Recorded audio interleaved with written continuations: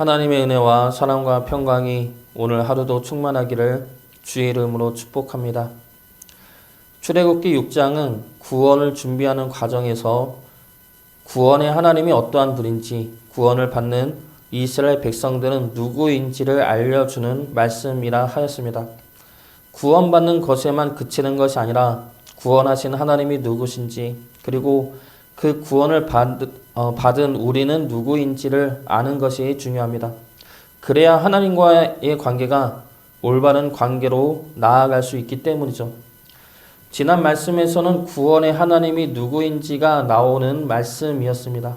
나는 여호와라 너희를 구원하는 하나님이라 그러면서 7가지의 약속을 하셨습니다. 그 7가지의 약속을 한 문장으로 줄이면 너를 구원해내어 내 백성으로 삼아 너희를 인도할 것이다 라는 말씀이 됩니다. 그 다음에 오늘 말씀이 나오는데 갑자기 아론의 족보 이야기가 나오죠. 느닷없이 나오는 족보 말씀입니다. 그러나 이 족보로 인해 하나님은 이스라엘 백성들로 하여금 너희들이 누구인지를 알려주고 있는 것입니다. 이스라엘 백성들이 누구입니까? 하나님 앞에 우리들은 어떠한 자입니까? 먼저 첫 번째로 서로 동역하는 자들이라는 겁니다. 오늘 말씀 14절부터는 이스라엘의 족보가 나오는데 12지파가 다 나오지는 않고 첫째 아들 르우벤, 그리고 둘째 아들 시몬, 그리고 셋째 아들 레위의 족보가 나옵니다. 그리고 레위 지파에서 더 자세하게 나오면서 비느하스까지 나오고 족보가 끝납니다. 이 족보는 아론의 족보이죠. 아론을 드러내기 위한 족보입니다. 그러면 하나님께서 이 아론의 족보를 말씀에 기록한 이유가 무엇입니까? 하나님께서 모세에게 다시 바로 왕에게 가라 말씀하셨을 때 모세는 12절 말씀에서 이렇게 말을 합니다. 이스라엘 자손도 내 말을 듣지 않는데 바로 왕이 어떻게 내 말을 듣겠습니까? 나는 입이 둔한 자입니다. 그러고 나서 아론의 족보가 나오고 있는 것이죠. 그러면 하나님께서 아론의 족보를 이곳에 기록하게 한 이유는 너는 입이 둔한 자라 말하는 모세 너를 위해 내가 아론을 너의 동역자로 세워두지 않았느냐라는 말씀이 되는 것입니다. 하나님은 모세에게 아론을 붙여주셨습니다. 그러므로 서로 도우며 의지하며 하나님의 사역을 감당하게 하셨습니다. 이것이 하나님 앞에 우리들의 모습이어야 한다는 것이죠. 서로가 서로를 동역자로 바라보며 함께 걸어가야 합니다. 하나님은 우리를 이끄시면서 때마다 우리에게 필요한 동역자들을 붙여주십니다. 그 동역자들이 우리를 힘을 주고 도와주는 경우도 있지만 우리 마음을 힘들게 하고 괴롭게 하는 경우도 있습니다. 서로 부족한 부분을 채우기도 하지만 부족한 부분을 드러내어 부끄럽게 할 때도 있는 것이죠. 서로 도와주고 힘주는 경우에는 동역자로 기쁘게 감당하면 됩니다. 서로 부족한 부분을 채워주므로 기쁘게 감당해 나가면 되죠. 그런데 문제는 우리 마음을 힘들게 하고 괴롭게 하는 경우입니다. 어떻게 저런 사람과 같이 신앙생활을 할 수 있을까 힘들고 갑갑하죠. 서로가 서로를 향해 하나님은 왜 저런 자를 가만히 내버려 두실까 답답해합니다. 그런 경우에 우리는 어떻게 해야 합니까? 그럼에도 불구하고 같이 믿음의 길을 가는 동역자로 바라보아야 한다는 겁니다. 일단 심판은 하나님께 맡겨야 하죠. 그리고 나서 생각할 것은 2가지입니다. 내가 그 사람의 부족함을 채워줘야 한다는 생각입니다. 인정받기를 원하는 자에게는 인정을 해주고 사랑이 부족한 자들에게는 사랑을 채워주어야 합니다. 그러므로 같이 가야 하죠. 그러나 그러기엔 너무 사이가 안 좋거나 안 맞는 경우에는 그 사람을 통해 나의 부족함을 발견해야 합니다. 내가 그 사람에게 화가 나고 분노가 나는 이유가 그 사람이 아니라 나의 어떠한 부분이 부족하기 때문에 그러는 것은 아닌지 생각을 해보아야 한다는 것이죠. 그러고 나서 나를 채우고 변화시켜 나가야 할 것입니다.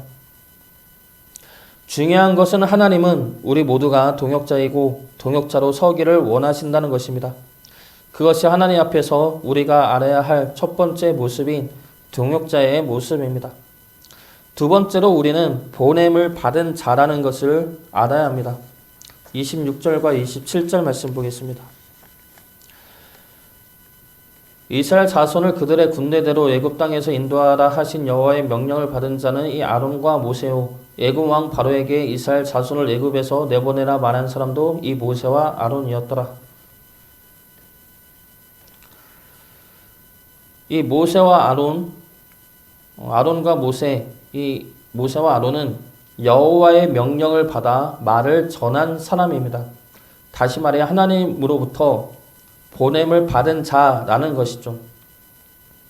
이것은 이스라엘 자손이 모세와 아론을 지도자로 세운 것이 아니라는 겁니다. 모세와 아론은 하나님의 보냄을 받은 자들이죠. 그러면 모세와 아론의 권위는 어디에 있습니까? 하나님에게 있죠. 모세와 아론이 지도자로 나서게 된 근거가 어디에 있습니까? 하나님에게 있습니다. 그러므로 모세와 아론은 하나님으로 인해 보냄을 받은 자들이고 이스라엘 백성들은 하나님의 보냄을 받은 모세와 아론의 말을 통해 하나님의 말씀을 믿어야 한다는 것입니다.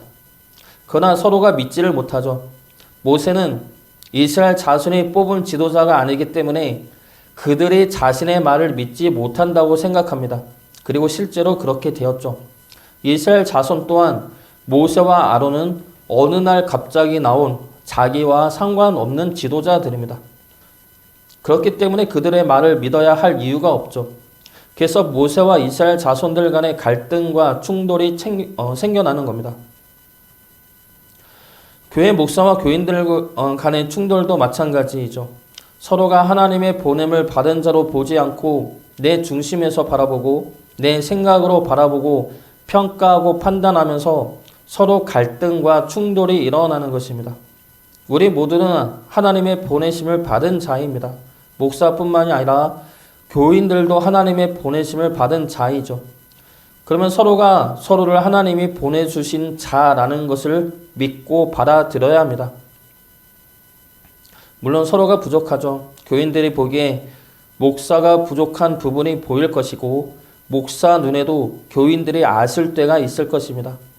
그러나 그 마음으로 서로를 바라본다면 갈등만 일어날 뿐입니다.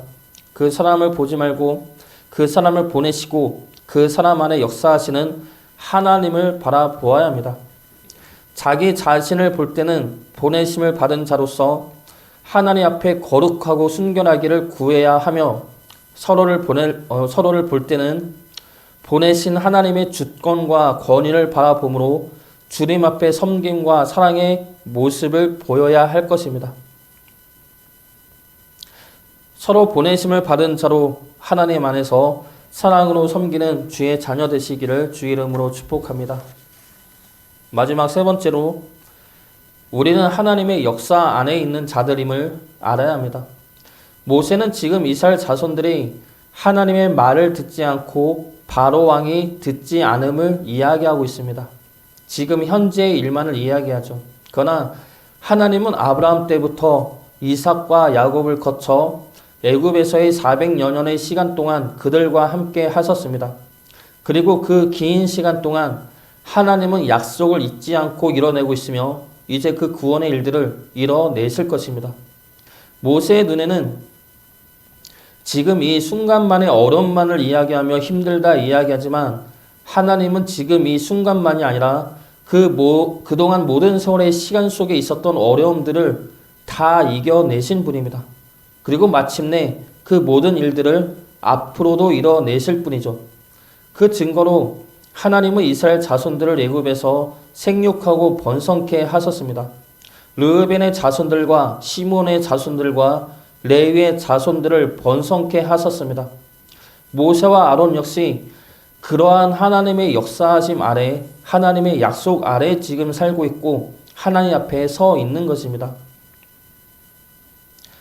우리 모두의 삶은 우리가 하나님을 믿기 전부터 하나님의 역사하심과 보호하심 안에 있었습니다.